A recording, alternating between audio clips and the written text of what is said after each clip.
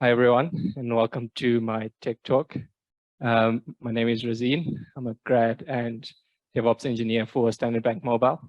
And today I'll be taking you through a quick introduction to Kubernetes. So the purpose of this presentation is not about why you should use Kubernetes, but rather to give you an introduction into the inner workings and what Kubernetes can do for you. So we take a look at the word Kubernetes. It comes from the Greek language, meaning helmsman or pilot. It's an open source container orchestration tool that is used for automating deployments, scaling and management of containerized applications. So as a brief history, it was developed by Google in 2014. And as of 2016, it's managed by the CNCF, which is the Cloud Native Computing Foundation. Some interesting facts, Google launches over 2 billion containers per week using Kubernetes, and that equates to roughly 3,000 containers per second. So in 2021, CNCF conducted a study where they evaluated the adoption of Kubernetes in the global tech space, and the results are quite profound. They found that 96% of respondents are either using or evaluating Kubernetes. 69% of them are using it in production environments, and 85% of IT leaders agree that Kubernetes is extremely important, very important, or important to cloud native strategies. As you can see, Kubernetes has become the de facto industry standard when it comes to container orchestration. And according to Chris, the CTO of the CNCF, he suggests that it has grown from a niche technology to something utterly ubiquitous. So if we take a look at some of the key features of Kubernetes, there's quite a lot of them, but I will focus on the main ones today. First one is storage orchestration, which allows users to mount any file systems of their choice onto the containers. We have horizontal scaling, which allows users to scale at an application level rather than the infrastructure. We have service discovery and load balancing, and then automated rollout, rollback, and self-healing. Cool, so the architecture of Kubernetes is quite complex, but at its most basic level, it's a collection of nodes. The two types of nodes, and they are in a master-slave architecture. We have the master node, also referred to as the control plane, and the worker nodes. So the control plane, it's responsible for managing the state of the cluster, and you can have either single node or multi-node control plane. So it's made up of several components, the first of which is the Kube API server. It's just a simple REST API and functions as the main entry point for users to interact with the cluster. It also facilitates internal communication between all other components of the cluster, as well as request authentication and validation to ensure that only authenticated users are making requests to the API. Next, we have the etcd, which is a consistent, distributed, and highly available key store. It stores the cluster state and config at any point in time. And it's important to note that it does not store any application-related data. We have the Kube controller manager, which runs a set of control loops that monitors the etcd for config changes, and then attempts to drive the cluster towards those changes.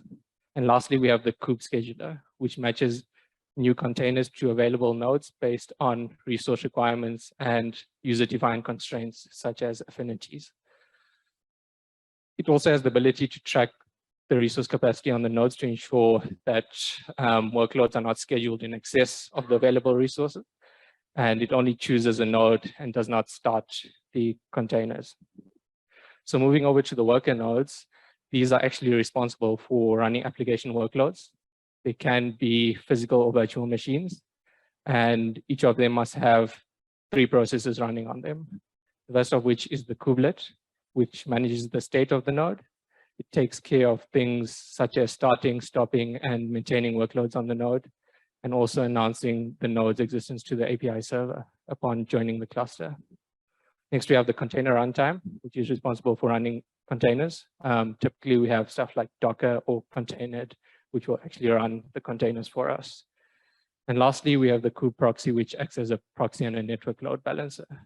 It's responsible for routing traffic to appropriate container based on a set of network rules.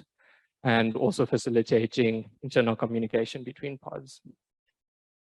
So in Kubernetes, we define our workloads through objects. There are many different types of objects, but today we'll focus mainly on the simple ones. Those are the pods, deployments, and services. So typically we define them through YAML files, but we can define them in JSON as well. So what is a pod? Pod is just an abstraction of a container.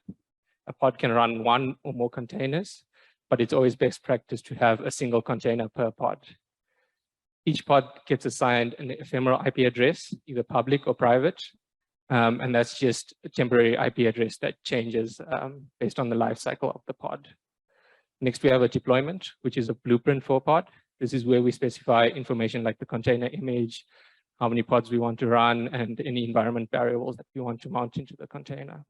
And typically, we work with deployments rather than pods. And lastly, we have the service, which provides a static endpoint for a set of pods and functions as a load balancer to route desired traffic between the group of pods. Okay, cool.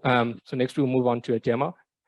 So what we'll be doing today is to deploy a simple Hello World application. We will be creating a deployment and a service, and then just displaying some of the features that we highlighted earlier on in the presentation. Okay, cool. So here we have deployment, and every Kubernetes object needs to have 3 sections. The first is the kind, which specifies the type of the object. In this case, we have specified deployment. We have a metadata section. This is where we attach any metadata to our object. So here we're just giving this deployment the name hello container. And the last section is the spec. The important part of the spec is the template, which is what actually defines the pod. So over here, we're giving the pod a name, a metadata section, hello Kubernetes, and then we're specifying what image we want, and then which port we want to make available. Cool. So in Kubernetes, we use a client called kubectl to interact with our clusters. So we go ahead and apply this deployment.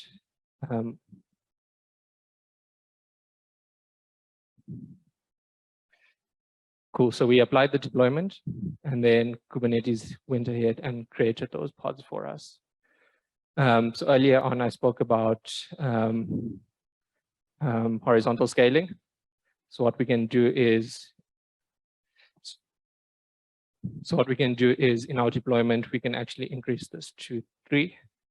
And then if we apply this deployment again, we should be able to see that Kubernetes has now brought up the 3rd pod. Cool. So I also spoke about self-healing. So we can actually view information about this pod. And we can see that the IP address is at 172.170.4. And to demonstrate the ephemeral nature of these pods, we can kill the pod. And Kubernetes will automatically replace it for us with a different IP address. So now this poses a challenge, right? When we want to access our application, since the IP address is always changing. So that's where services come in. So services will provide a static endpoint for these IP addresses and then route traffic based on rules to the appropriate pods. So we've also defined a service over here. It follows a similar structure as a deployment, only that the kind is now service. And we are now selecting the pods based on the hello Kubernetes. So if we apply this service,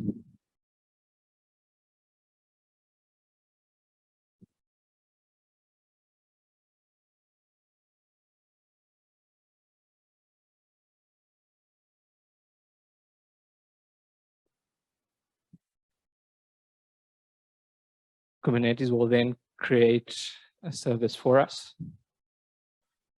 called hello service, and it assigns it an IP address. So now we can actually access our application, and to do that, we will just